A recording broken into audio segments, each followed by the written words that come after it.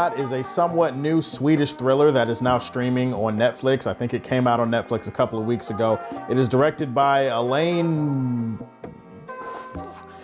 He has a last name. It also stars Nana Blonde something, and then it also, or is it Nanny or Nana? I think it's Nana, and her husband in the movie is played by Anastasios Solai, I think is the name. Let's be honest, at this point it would be more weird if you came into a video that I'm doing and I remembered everybody's names perfectly. Like you'd think that some weird shit was going on. You'd think that I have a gun to my head or I'm being kidnapped or something. Like, let's be honest, it just wouldn't feel right. Like I said, this is a Swedish thriller and it's about a husband and a wife who are recently undergoing a rough patch in their marriage. They decide to go on a trip so that they can try to rekindle some of the things that made their marriage special. You know how that goes. So they decide to go out to this, the wilderness, basically. They go out to this winter tundra. I can't even remember what the name of the place it is that they go. And while they're there, they run afoul of some people, and then some people start hunting them in the wilderness, in the cold, in the snow. And so it's about survival for this married couple, not just about rekindling their relationship. And so that's the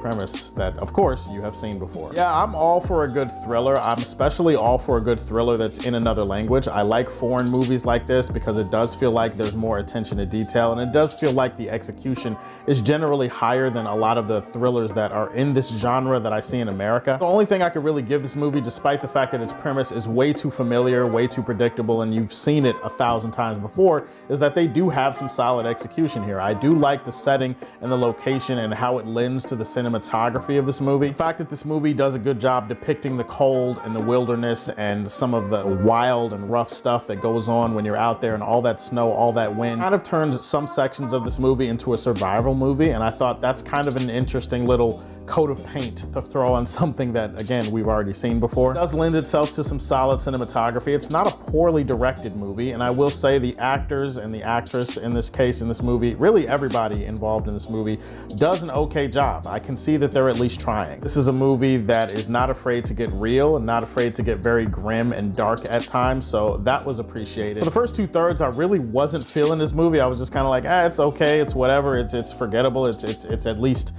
somewhat watchable. The third act happens and I'm like, oh shit, there's the good movie. There's the movie that I was hoping that we'd eventually get to, because for the first 2 acts, I'm just sitting there like, this is gonna get good at some point, right? Things are much more compelling from there to the end of the movie. So I do have to give the movie some credit for that. Like I said, the first 2 acts, I wasn't really feeling everything that's going on for some of the reasons that I've already kind of alluded to, but now let's get specific with the shit. Part of the reason why the first 2 acts is not really all that interesting is not only because you've seen it done before, and not only because it's overly familiar and kind of predictable and stuff like that, but it's also because of the characters themselves. The characters are just not given a lot of good material. When I say they're not given a lot of good material, I'm not just talking about dialogue or anything like that. I'm talking about as people, as characters. They really don't give you enough reasons within the framework of the story to care about them individually. Like, you just don't find yourself at any point of this movie rooting for these people. It's just very difficult to frame a movie around 2 people in a survival setting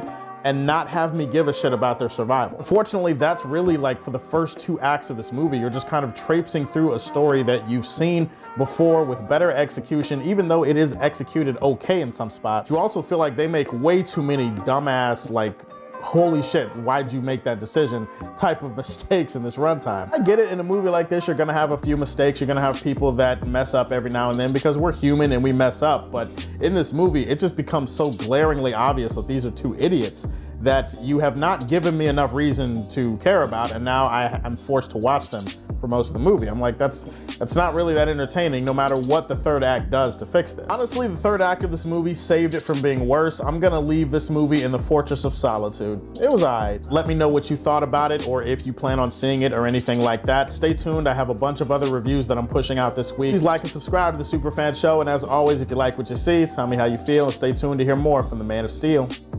Peace.